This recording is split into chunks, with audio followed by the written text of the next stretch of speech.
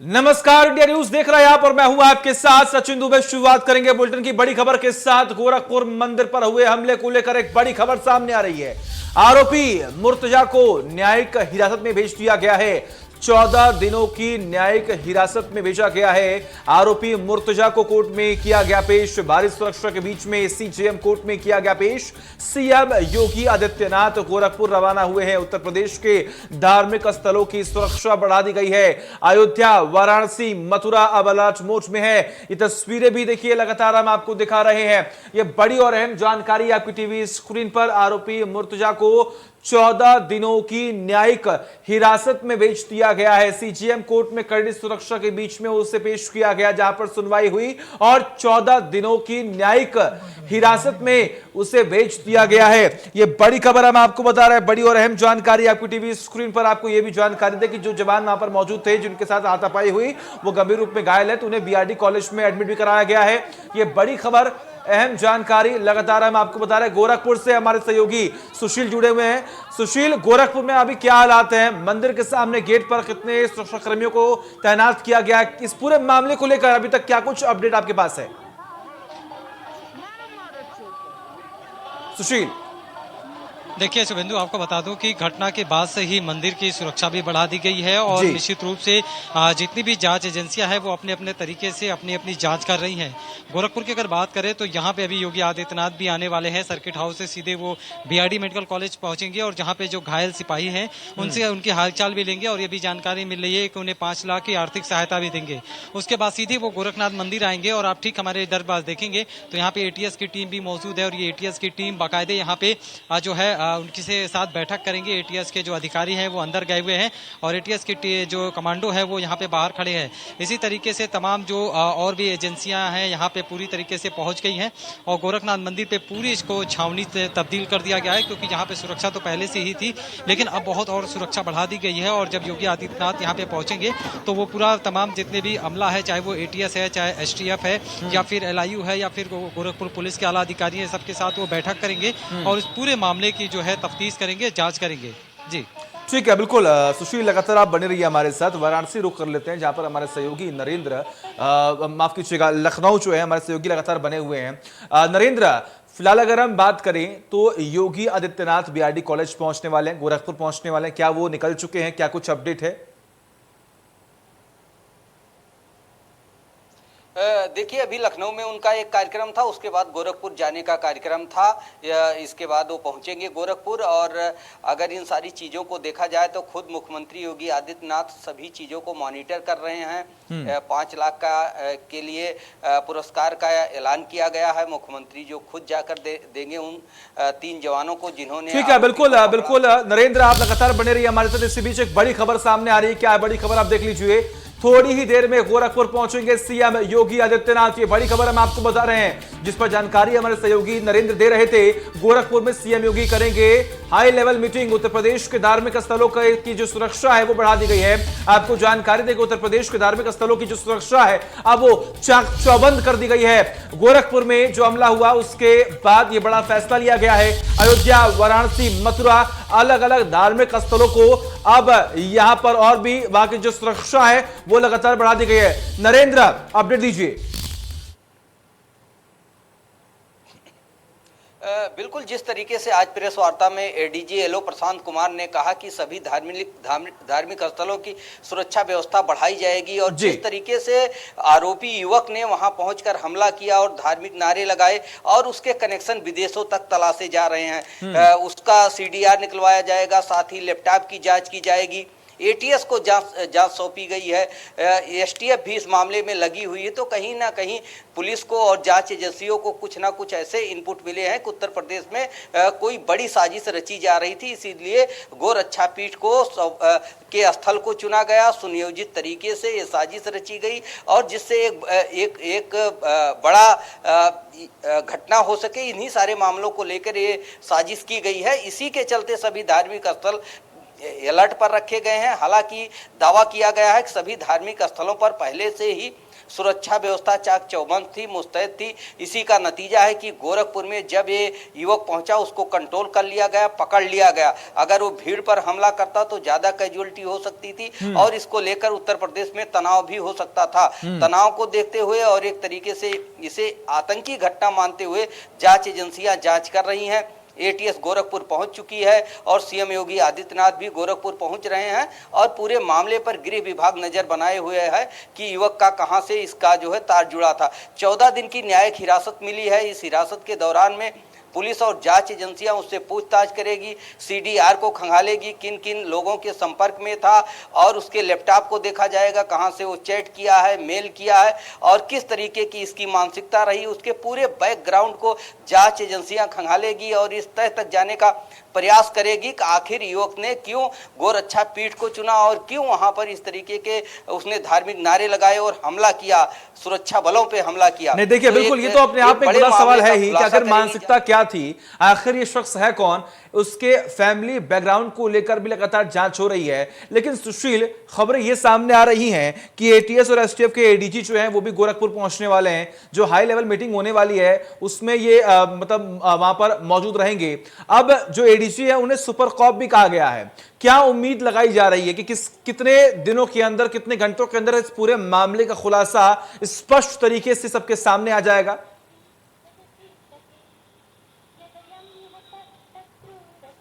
देखिए, सवाल किया गया था तो उन्होंने तरीके से ये पूरा जांच चल रहा है। जितनी तेजी से जांच चल रही है, बाकायदे 5 टीम यहाँ पे बनाई गई है जिसमें अलग अलग जो है टुकड़ियों में टीम बनाई गई है। वो अलग अलग तरीकों से काम कर रही है। उनके घर से लेकर के, रिश्तेदारों से लेकर के जो जो लोग उनसे जुड़े हुए हैं उनसे पूछताछ की जा रही है। साथ ही किस किस जगह का इनका नेटवर्क है। साथ ही जो लैपटॉप बरामद हुआ था उस लैपटॉप के जरिए भी जो है कुछ सबूत खंगालने की कोशिश की जा रही है। तो बहुत कहना जल्दबाजी होगी, लेकिन ये जरूर है कि जांच बहुत तेजी से हो रही है और जल्द ही इस पूरे मामले से पर्दा उठा दिया जाएगा। क्योंकि जिस तरीके से ये पूरा गोरखनाथ मंदिर पे जो है हमले का मामला सामने आया था और जिस तरीके से भुजाली लेकर के वो ताबड़तोड़ जो है वार कर रहा था, हमले कर रहा था, तो कहीं ना कहीं एक बड़ा मामला अगर हम बात करें सुशील, बड़ी घटना। देखिए, आप तमाम जानकारी दे रहे हैं, लेकिन इसी बीच में देखिए बड़ी बात यह है कि जो आरोपी है, जो शख्स है जिसने हमला किया, जिसको लेकर तमाम बयानबाजियां भी आप हो रही हैं, उनके फैमिली बैकग्राउंड को लेकर क्या अभी तक खुलासे हो पाए हैं? आखिर कहां का ये शख्स रहने वाला है, क्या करता है, कहां पर जॉब करता है? सुशील, देखिए शुभेंदु, उसके पिता की बाइट भी हम लोगों ने चलाई है। उसके पिता से जब बातचीत की गई तो उनका कहना था वो मानसिक रूप से जो है डिस्टर्ब है, यानी मेंटली डिस्टर्ब है और वो मुंबई में जॉब करता था केमिकल इंजीनियर का। वहां से अभी कुछ ही दिन पहले आया था। उसके बाद से फिर वो जाने वाला था, लेकिन तब तक ये घटना हुई। तो उसके पिता और उसके जो चाचा है उनका बासी नर्सिंग होम के सिटी मॉल के बगल में एक नर्सिंग होम भी है।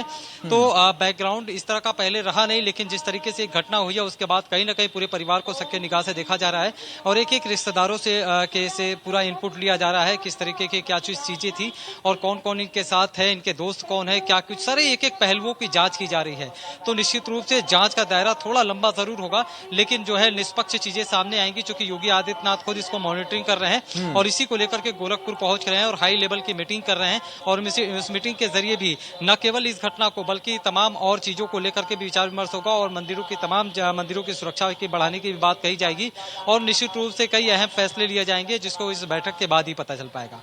ठीक है, बिल्कुल, आप लगातार बने रहिए हमारे साथ। नरेंद्र का रुख कर लेते हैं। नरेंद्र, देखिए तमाम बड़ी बातें सामने आ रही हैं। अभी सुशील भी यही, अगर हम बात करें तो सुशील भी यही कह रहे हैं कि देखिए मानसिकता आखिर क्या है, कि आखिर वो शख्स वहां पर क्यों पहुंचा, क्यों हमला किया गया, और तमाम बड़ी बातें भी सामने आ रही हैं। लेकिन नरेंद्र, जिस तरीके से इस पूरे मामले को देखा जा रहा है, बड़ी गहनता से जांच की जा रही है, खुद मुख्यमंत्री अब इस पूरे मामले को संज्ञान में ले चुके हैं।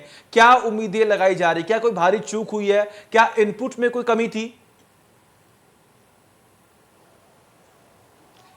देखिए, इनपुट में कमी हो सकती है, लेकिन जिस तरीके से युवक ने हमला किया है इसको जो है खुफिया जांच एजेंसियां भी इसको एक चुनौती के रूप में ले रही हैं और इसे एक साजिश की तरीके देख रही हैं। आप प्रेस वार्ता के दौरान देखिए जिस तरीके से एडीजी एलओ ने साफ तौर पर कहा कि इसे आतंकी घटना से जोड़कर देखा जा सकता है, यानी कि इनकार नहीं किया जा सकता है। तो कहीं ना कहीं इनपुट पुलिस के हाथ, जांच एजेंसियों के हाथ जरूर लगा है कि ये सुनियोजित तरीके से किया गया हमला है। उत्तर प्रदेश में एक तरीके से उन्माद फैलाने का, तनाव फैलाने का ये साजिश हो सकती है, क्योंकि धार्मिक स्थल को चुना गया और धार्मिक नारे लगाए गए, खंजर से हमला किया गया। और इस कड़ी में मथुरा, काशी और इसके साथ बनारस, अयोध्या जैसे मंदिरों की सुरक्षा व्यवस्था बढ़ाने का दावा किया गया है पुलिस प्रशासन की तरफ से। तो कहीं ना कहीं एक बड़ी साजिश की तरफ ये इशारा करता है कि उत्तर प्रदेश में कोई बड़ी साजिश रचने की ये साजिश हो सकती है, ये प्राथमिक कड़ी हो सकती है। जिस तरीके से युवक ने मुख्यमंत्री के आवास को चुना, यानी गोरक्षा पीठ को चुना, जहां पर सीएम लखनऊ से जाते हैं तो वहां पर ठहरते हैं। हाई सिक्योरिटी जोन है पूरा मंदिर का एरिया, बाहर से लेकर अंदर तक, और वहां पर उसने हमला किया। इसको लेकर जांच एजेंसियां यही कह रही हैं कि अगर वो अंदर जाके हमला करता तो कई श्रद्धालु, कई भक्त वहां पर घायल हो सकते थे। तो कहीं ना कहीं उत्तर प्रदेश में उपद्रव फैलाने की भी योजना हो सकती है कि अगर धार्मिक स्थल को चुना जाएगा, मुख्यमंत्री के आवास और उनके मठ को चुना जाएगा जहां पर वो बराबर रहते हैं, तो कहीं ना कहीं ये धार्मिक भावनाएं भड़काने का भी मामला हो सकता है कि धार्मिक भावनाएं भड़का करके उत्तर प्रदेश में दंगा कराया जाए। ये सारी साजिशें हो सकती है। अब जांच एजेंसियों को इस तह तक जाना होगा कि आखिर इसके पीछे कौन मास्टरमाइंड था, कौन उस युवक की ब्रेन वॉश कर रहा था, कौन सा ऐसा नेटवर्क था जो उसको लगातार प्रेरित किया और खंजर लेके वहां पर भेजा और उसको ट्रेंड किया कि आपको वहां पर धार्मिक नारे लगाने हैं और पुलिस पे हमला करना है, पीएससी पे हमला करना है। तो ये पूरी तरीके से प्लान बे में किया गया है और जांच एजेंसियां इसका खुलासा जरूर करेंगी। इस तरफ इशारा किया गया है। जो एविडेंस, जो डॉक्यूमेंट मिले हैं उसके बारे में कहा गया है कि अभी जांच चल रही है, इसका खुलासा हम नहीं करेंगे, लेकिन समय आने पर करेंगे। तो कुछ ना कुछ इनपुट जरूर मिला है जो बड़ा खुलासा इस मामले में बिल्कुल। देखिए इंतजार भी है क्योंकि केंद्रीय जांच जो भी एजेंसी है उनकी जिम्मेदारी है कि इस पूरे मामले का खुलासा जल्द से जल्द कर सकें। लेकिन सुशील, खबरें ये भी सामने आई कि इस शख्स के साथी हैं 3 और ये 3 साथी अभी भी लापता हैं। क्या उनके बारे में अभी तक कोई भी सूचना पुलिस के हाथ लगी है, एटीएस के हाथ लग पाई है? क्योंकि देखिए खबरें ये भी सामने आई कि उसके बैग में एक पेन ड्राइव, एक लैपटॉप और एक फोन था। तो क्या उसके जरिए भी क्या किसी की पहचान हो पाई है अभी तक?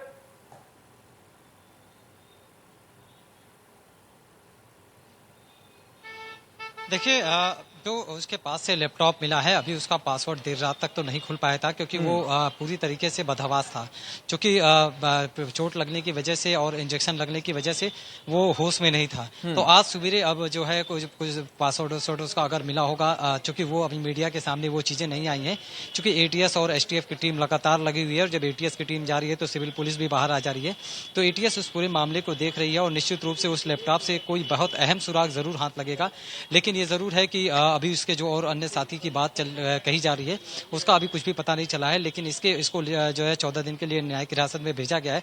तो कुछ चीजें जरूर सामने आएंगी, क्योंकि जिस तरह से ये पूरी घटना हुई है उसको संदिग्धता से देखा जा रहा है और निश्चित रूप से एक एक पहलू की जांच की जा रही है और एक एक पहलू की जांच के बाद जो जांच टीम के द्वारा जो रिपोर्ट भेजी जाएगी उस रिपोर्ट के बाद ही कुछ क्लियर हो पाएगा कि आखिर इसके पीछे मंशा क्या था, उस लैपटॉप में क्या था, या इसके पीछे और कोई था कि नहीं था, या इसका नेटवर्क कहां से कहां तक था। तो इन सारी चीजों का जो है जांच के बाद ही चीजें सामने आ पाएंगी। जी बिल्कुल। देखिए संशय लगातार बरकरार है और सबको यही उम्मीदें हैं कि जांच हो, पूछताछ हो और पूछताछ में जो भी खुलासे हों वो सबके सामने आए। नरेंद्र, लेकिन देखिए हमला तो आज पहली बार हुआ, लेकिन इससे पहले भी हमने देखा है कई बार धमकियां भी मिल चुकी हैं। कभी मंदिर को बम से उड़ाने की धमकी मिली है, तो कभी मुख्यमंत्री योगी आदित्यनाथ को मारने की धमकी मिली है। धमकियां कई बार मिल चुकी हैं।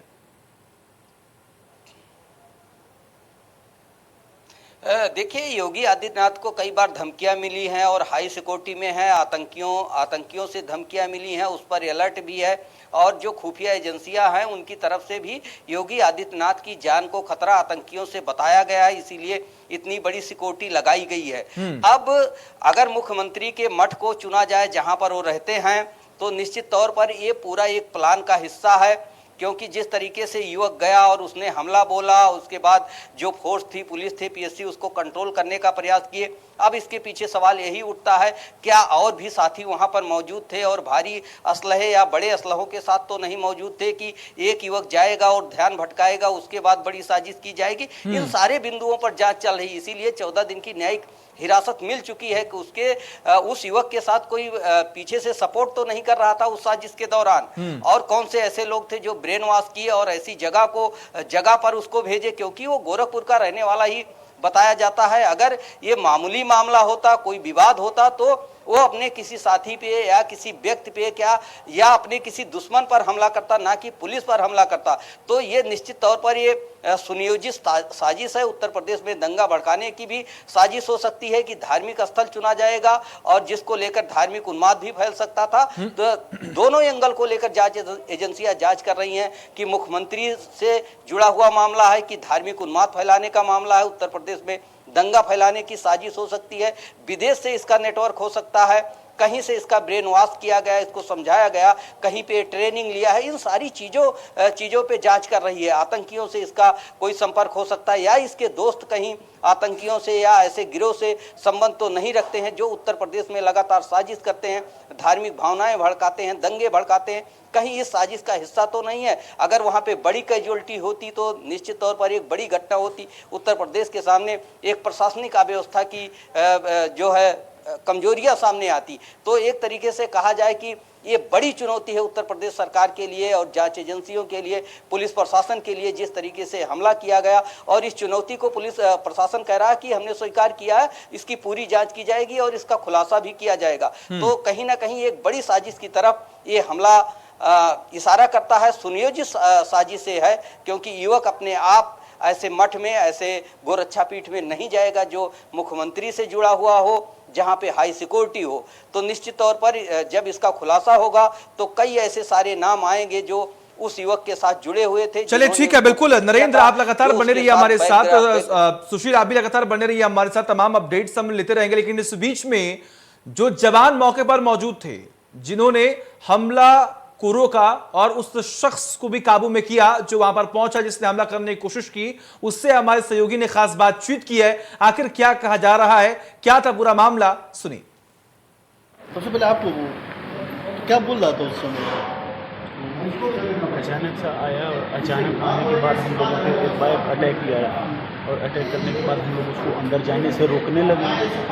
ये तो कोई अजनबी व्यक्ति लग रहा है, तो संदिग्ध व्यक्ति को देखते ही हम लोग टोक देते हैं और टोकने के बावजूद अटैक करने लगा। अटैक करने के बाद हम लोग अपनी राइफल का प्रयोग करते हुए सोचे कि उसके बट से मारकर उसे रोका जाए। हम लोग पूरा अपने बलवत्तापूर्वक उसे बहुत रोकने की कोशिश की, बहुत रोका गया।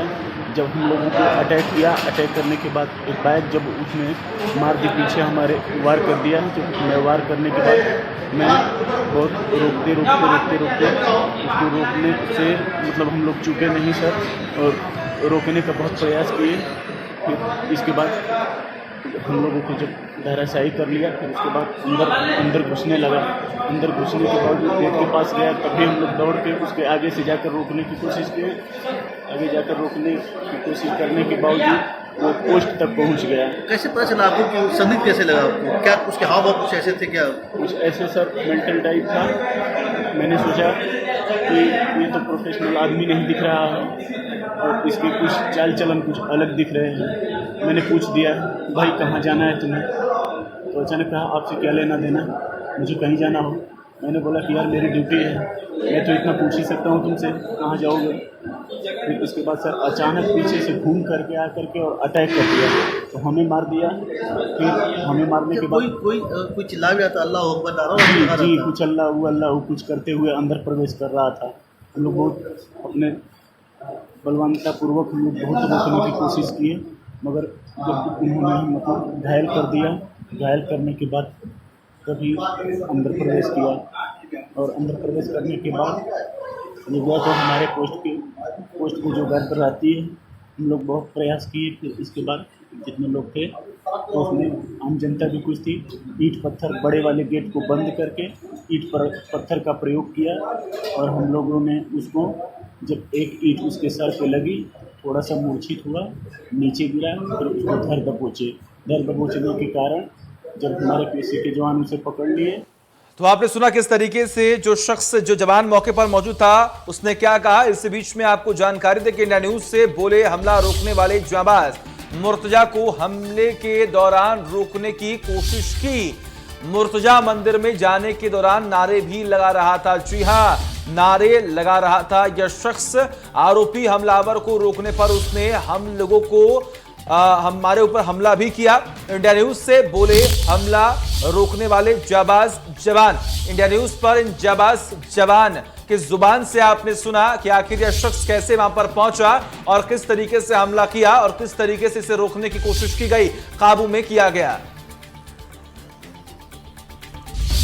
तो लगातार हम आपको दिखा रहे थे कि किस तरीके से इस पूरे मामले को अंजाम दिया गया। बहुत बहुत शुक्रिया नरेंद्र, आपका भी तमाम जानकारी के लिए। सुशील, आपका भी बहुत बहुत शुक्रिया तमाम जानकारी के लिए। तो इस पूरे मामले को लेकर क्या अपडेट आएगा, इसके बारे में भी आपको आगे बताएंगे। तब तक के लिए अपना खूब ख्याल रखें। नमस्कार।